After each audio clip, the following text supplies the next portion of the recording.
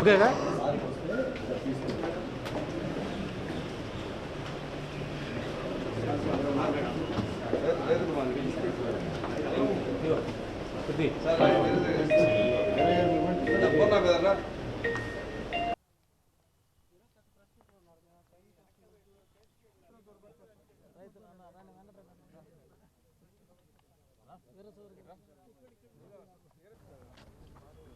నమస్కారం. మన గుంటూరు జిల్లాలో పూర్తిగా కూడా వ్యవసాయ ఆధారితమైనటువంటి జిల్లా. వ్యవసాయ రంగానికి సహకార రంగం అనేది ఒక వెన్నెముక లాంటిది. సహకార వ్యవస్థలో పనిచేస్తున్నటువంటి కేంద్ర బిందువుగా జిల్లా సెంట్రల్ కోఆపరేటివ్ బ్యాంక్ ఏదైతే ఉందో దానికి అనుబంధంగా ఉన్నటువంటి సొసైటీల్లో గత 5 సంవత్సరాలు వైసీపీ పాలనలో మరి అక్కడ పనిచేసినటువంటి అధ్యక్షులు, సొసైటీ అధ్యక్షులు, పాలక వర్గం వాళ్ళ ఆధ్వర్యంలోనే నకిలీ పాస్ పుస్తకాలు సృష్టించబడ్డాయి, నకిలీ ఆధారాలు సృష్టించబడ్డాయి. వాళ్ళ అనుమతి లేకుండా బ్యాంకు రుణాలు అనేవి రావు, సొసైటీ రుణాలు అనేవి రావు.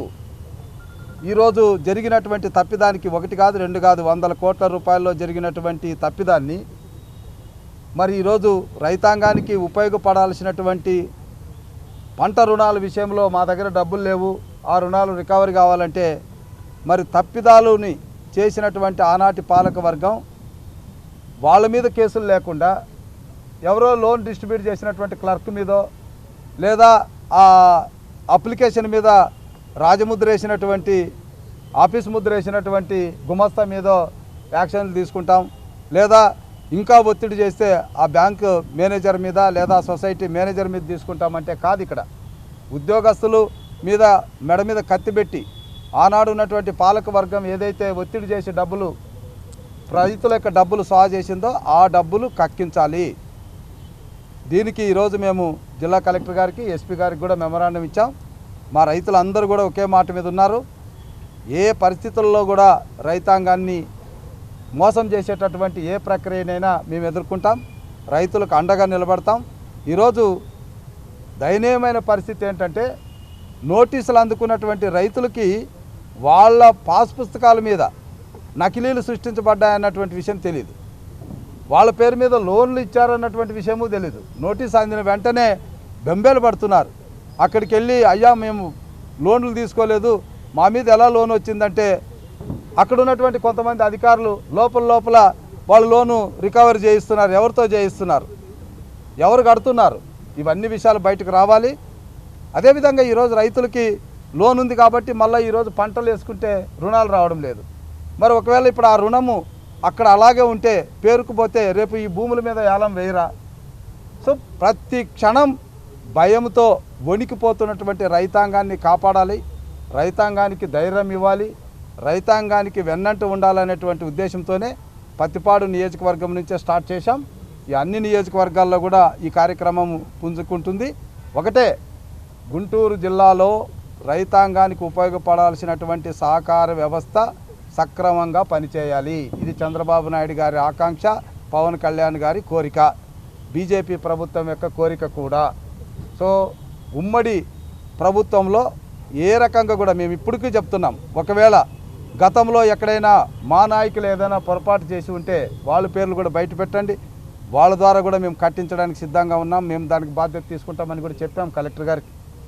ఇక్కడ మాకు కావాల్సింది వాళ్ళని శిక్షించడం అనేది ఒకటి, ఎందుకంటే మళ్ళీ ఇంకొకరు అలాంటి పని చేయకోకుండా. రెండవది, ఏదైతే రైతుల యొక్క డబ్బు చిన్న చిన్న డిపాజిట్లు పెట్టుకున్నటువంటి డిపాజిట్దారుల యొక్క డబ్బుని తిరిగి తెప్పించాల్సిన బాధ్యత ఉంది. వాళ్ళ ఆస్తులు ఏలం వేయండి, వాళ్ళ ఆస్తులు రికవర్ చేయండి. ఒకవేళ ఆస్తులు లేకపోతే ఇప్పుడు ఇక మాకు తెలిసింది కూడా ఏంటంటే రుణాలు తీసుకున్నటువంటి వాళ్ళు కూడా ఎలాంటి ఆస్తులు లేనటువంటి వాళ్ళ పేరు మీద తీసుకున్నారు. రేపు పొద్దున ఏదన్నా అయితే వాళ్ళని ఏం చేయాలో అర్థం కాని పరిస్థితి. ఇక్కడ ఒకటి, వాళ్ళకు కూడా తెలీదు వాళ్ళ పేరు మీద రుణం వచ్చినట్టు. కానీ దీని వెనక ఉన్నటువంటి సూత్రధారులు తెలిసిపోతుంది. అది పెద్ద ఇష్యూ కాదు. ఒక సొసైటీలో ఎవరు దీంట్లో వెనక సూత్రధారుడు అనేది తెలిసిపోతుంది. చంద్రమండలం మీద అడుగు పెడుతున్న ఈ సమయంలో ఇంత టెక్నాలజీ పెరిగితే ఎవరు వెనకుండి నాటించారనేటువంటి తెలియకుండా ఏముండదు. కాబట్టి ఒక పత్తిపాడు సిఐ ఆధ్వర్యంలో జరిగే ఈ ఎంక్వైరీ సరిగ్గా జరగదన్నది మాకున్న నమ్మకం. కాబట్టి దీని మీద ఒక కమిటీ వేయమని అడిగాం. ఖచ్చితంగా ఒక జాయింట్ కలెక్టరు లేదా ఒక జాయింట్ డైరెక్టర్ అగ్రికల్చర్, ఆర్డీఓ ఇలాంటి అధికారులతో ఒక కమిటీ వేసి ఒక 40 రోజుల టైంలో దీని మీద పూర్తి నివేదిక ఇచ్చి తప్పులు చేసినటువంటి వాళ్ళ మీద కేసులు పెట్టి వాళ్ళ ఆస్తులు రికవర్ చేసి ఏదేమైనా రైతాంగానికి జరిగిన నష్టాన్ని పూడ్చాలి. 2 రైతులకు ఇచ్చినటువంటి నోటీసులు రద్దు చేసుకోవాలి. 3 ఆ రైతుల మీద ఉన్నటువంటి అప్పులు రద్దు చేయాలి. 4 తిరిగి వాళ్ళకు రుణాలు ఇవ్వాలి.